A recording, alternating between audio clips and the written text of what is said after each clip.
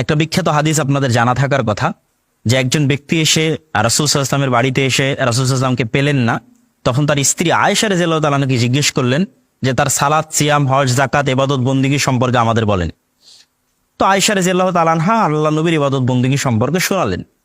তো তাদের কাছে এটি অল্প মনে হলো, কম মনে হলো। তখন তারা মনে মনে ভাবলো, যার পূর্বের এবং পরের সকল গুনাহ ক্ষমা হয়ে গেছে, তার জন্য এই অল্প ইবাদত যথেষ্ট, কিন্তু আমাদের জন্য যথেষ্ট নয়। এই জন্য তারা ওখানে দাঁড়িয়ে থেকে একজন ঘোষণা দিল, আমি সারা রাত তাহাজ্জুদের সালাত আদায় করব, একটুও ঘুমাবো না। আরেকজন দাঁড়িয়ে থেকে ঘোষণা দিল, আমি প্রত্যেক দিন সিয়াম পালন করব, একদিনে সিয়াম ভাঙবো না। আরেকজন দাঁড়িয়ে থেকে ঘোষণা দিল যে আমি বিবাহই করব না। কিছুক্ষণ পর যখন রাসূলুল্লাহ সাল্লাল্লাহু আলাইহি ওয়াসাল্লাম বাড়িতে এসে শুনলেন এই ঘটনা, তখন তিনি কারো মাধ্যমে তাদেরকে ডেকে পাঠিয়ে তাদেরকে কি বললেন, যে মান রাগিবা আন সুন্নতি ফালাইসা মিন্নি, যারা আমার সুন্নাতের অনুসরণ করলো না তারা আমার দলের অন্তর্ভুক্ত নয়। আর আসমানের নিচে জমিনের উপর আল্লাহকে সবচেয়ে বেশি ভয় করে, আল্লাহ ভীরু তাকওয়াবান পরহেজগার যদি সবচেয়ে বেশি কেউ থাকে, তাহলে তিনি কে?